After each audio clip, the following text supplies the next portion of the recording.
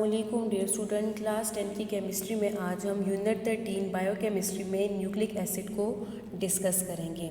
Nucleic acid क्या है? Nucleic acid को सबसे पहले वाइट ब्लड सेल के न्यूक्लियस 1868 में वाइट ब्लड सेल के न्यूक्लियस और इसके साथ साथ 1878 में स्पर्म हेड में सबसे पहले जोहानस फ्रेडरिक, जो कि एक स्विस फिजिशियन और बायोलॉजिस्ट थे, इन्होंने सबसे पहले न्यूक्लिक एसिड को डिस्कवर किया। न्यूक्लिक एसिड हमारे पास क्या है? हमारे पास कम्प्लेक्स ऑर्गेनिक कंपाउंड है जो कि बायोपॉलीमर है। किस चीज़ से मिलकर बने हैं? जो कि न्यूक्लियोटाइड से मिलकर बने हैं। इनको हम डिफाइन कर सकते हैं, the complex organic compound consisting of nucleotides which synthesize protein and transmit characteristic from parents to offspring are called nucleic acid. Nucleic acid क्या है? ये हमारे पास कम्प्लेक्स ऑर्गेनिक कंपाउंड है जो कि न्यूक्लियोटाइड से मिलकर बने होते हैं। न्यूक्लिक एसिड का फंक्शन क्या है? ये काम क्या करते हैं? ये हमारे पास प्रोटीन की सिंथेसिस करते हैं। इसके साथ साथ पेरेंट्स से ऑफस्प्रिंग में जो कैरेक्टरिस्टिक ट्रांसफर होती है, ये किसकी वजह से होती है? ये न्यूक्लिक एसिड की वजह से होती है।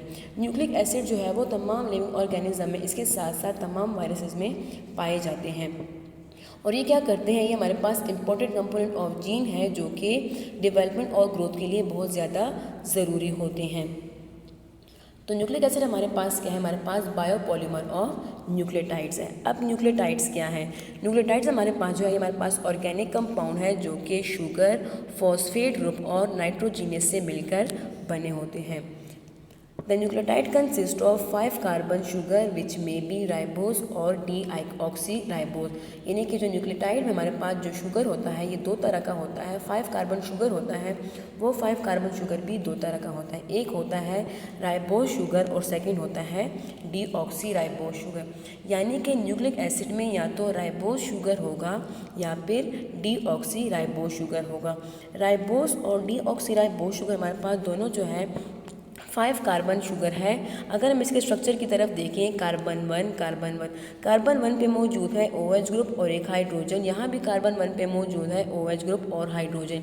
इसके साथ कार्बन 1 अटैच है to the oxygen and second type दूसरी तरफ वो अटैच है कार्बन के साथ। इसी तरह ये कार्बन भी हम देखें तो ये ऑक्सीजन और कार्बन के साथ मौजूद है। कार्बन 2 को अगर हम देखें, राइबोस और डीऑक्सीराइबोस में फ़र्क जो होता है वो कार्बन 2 पे होता है। राइबोस शुगर में कार्बन 2 पे एक तरफ हाइड्रोजन अटैच होता है, दूसरी तरफ OH ग्रुप अटैच होता है, जबकि डीऑक्सीराइबोस में कार्बन 2 पे दोनों तरफ हाइड्रोजन मौजूद होते हैं। डीऑक्सी का मतलब होता है ऑक्सीजन की कमी, यानी कि यहाँ पे क्या एक ऑक्सीजन कम है। कार्बन 2 पे डीऑक्सीराइबोस में दोनों तरफ हाइड्रोजन है, जबकि राइबोस में एक तरफ कार्बन है एक तरफ हाइड्रोजन है। बाकी अगर हम कार्बन 3, कार्बन 4, कार्बन 5 को देखें तो हमारे पास सेम है। तो राइबोस हमारे पास न्यूक्लिक एसिड में जो शुगर मौजूद है वो हमारे पास 5 कार्बन शुगर है, वो या तो डीऑक्सीराइबोस होगा या फिर राइबोस होगा। इसके साथ साथ न्यूक्लिक एसिड हमारे पास नाइट्रोजीनियस कंपाउंड होते हैं, नाइट्रोजीनियस बेसिस होते हैं। न्यूक्लिक एसिड जो है वो 4 नाइट्रोजीनियस बेसिस से मिलकर बना होता है। नाइट्रोजीनियस बेसिस हमारे पास 5 टाइप्स की हैं। एक है adenine, guanine, cytosine, thymine and uracil. Third हमारे पास जो न्यूक्लियोटाइड का जो पार्ट है वो हमारे पास है phosphate group. The third part is phosphate group. तो हमारे पास जो न्यूक्लिक एसिड है वो मिलकर बने हैं न्यूक्लियोटाइड से। न्यूक्लियोटाइड किस चीज़ से मिलकर बने हैं? ये nitrogenous basis, 4 nitrogenous basis sugar and phosphate group से मिलकर बने हैं। अब हम पढ़ते हैं टाइप्स ऑफ न्यूक्लिक एसिड के, कि न्यूक्लिक एसिड की कितनी टाइप्स है। The naturally occurring nucleic acid are of 2 types. First one is deoxyribo nucleic acid यानी कि DNA and the second one is ribo nucleic acid RNA। अब इनमें फ़र्क क्या होता है? सबसे पहले अगर हम स्ट्रक्चर को देखें, ये हमारे पास DNA है और ये हमारे पास RNA है। DNA जो हमारे पास डबल हेलिक्स स्ट्रक्चर है, जबकि RNA हमारे पास सिंगल हेलिक्स स्ट्रक्चर है। इसके अलावा इनमें क्या फ़र्क होता है? हमारे पास DNA और RNA में 3 मेन डिफरेंस है। एक इनका स्ट्रक्चर है कि DNA डबल हेलिक्स स्ट्रक्चर है और RNA सिंगल हेलिक्स स्ट्रक्चर है। इसके साथ साथ DNA में जो 5 कार्बन शुगर होता है वो हमारे पास डीऑक्सीराइबोज होता है। इस वजह से DNA को डीऑक्सीराइबो न्यूक्लिक एसिड कहा जाता है, जबकि जो RNA में जो 5 कार्बन शुगर है वो हमारे पास राइबोज शुगर है, इस वजह से इसको राइबो न्यूक्लिक एसिड कहा जाता है। थर्ड जो इनका डिफरेंस है वो हमारे पास नाइट्रोजीनियस बेसिस में है। DNA और RNA में एडेनिन, गुआनिन और साइटोसिन, ये 3 नाइट्रोजीनियस बेसिस जो है, यानी कि एडेनिन, गुआनिन और साइटोसिन, ये दोनों में मौजूद है। जबकि जो फोर्थ नाइट्रोजीनियस बेसिस है डीएनए में जो है वो थाइमीन मौजूद है, जबकि आरएनए में यूरेसिल मौजूद है। हमारे पास 5 नाइट्रोजीनियस बेसिस है, adenine, guanine, cytosine, thymine and uracil.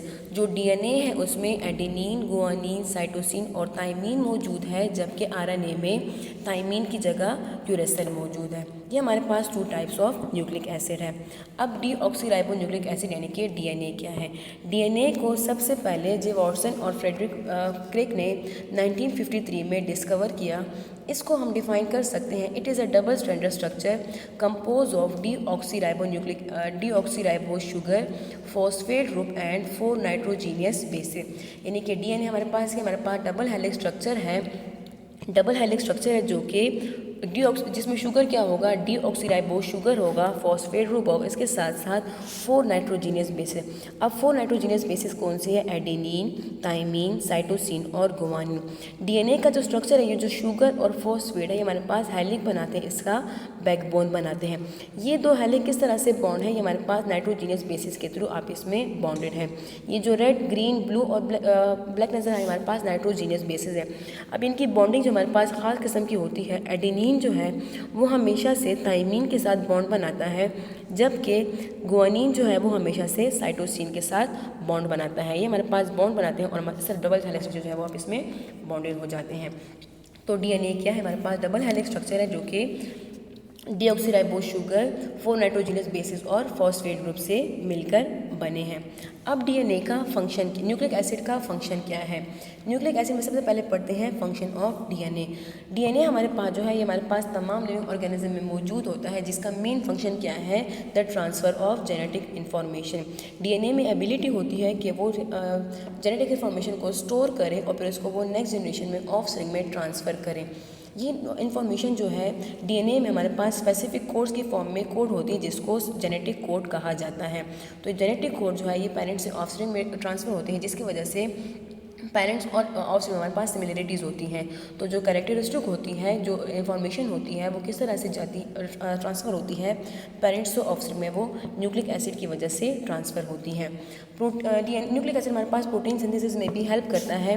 DNA also instruct how to synthesize a particular protein from a particular amino acid. हमारे पास जो अमाइनो एसिड होते हैं उनमें हमारे पास डीएनए मौजूद होते हैं, जिनमें हमारे पास स्पेशल कोड होते हैं, जिनको जेनेटिक कोड कहा जाता है। इन जेनेटिक कोड में इंफॉर्मेशन होती है, इंस्ट्रक्शन होती है कि हमने इन अमाइनो एसिड से किस टाइप का प्रोटीन सिंथेसाइज करना है। तो प्रोटीन न्यूक्लिक एसिड हमें इंस्ट्रक्ट करता है कि हमने किस तरह का प्रोटीन सिंथेसाइज करना है।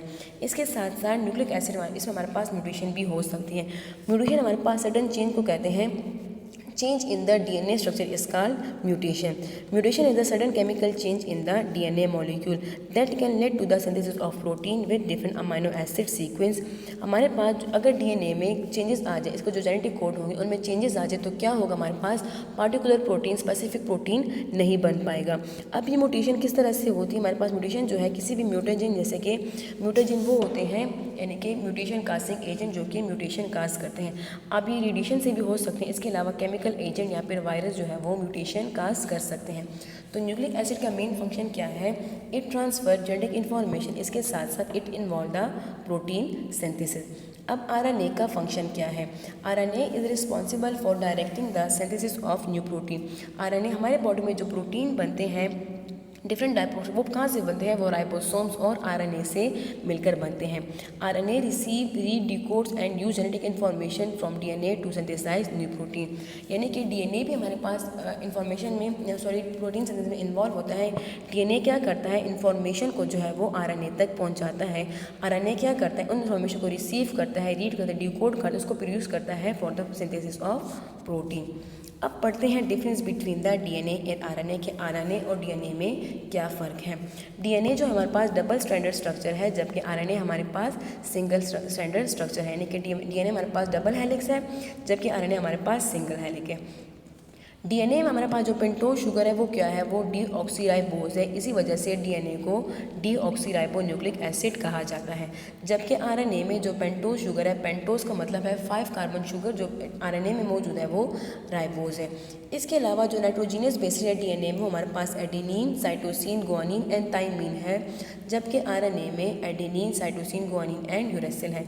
यानी कि डीएनए में हमारे पास थाइमिन मौजूद है और आरएनए में यूरेसिल मौजूद है। तो स्टूडेंट्स, आज ये हमारा न्यूक्लिक एसिड था, जिसमें हमने न्यूक्लिक एसिड को डिस्कस किया, डीएनए, और इसके साथ साथ हमने डिफरेंस बिटवीन डीएनए और आरएनए को डिस्कस किया। शुक्रिया।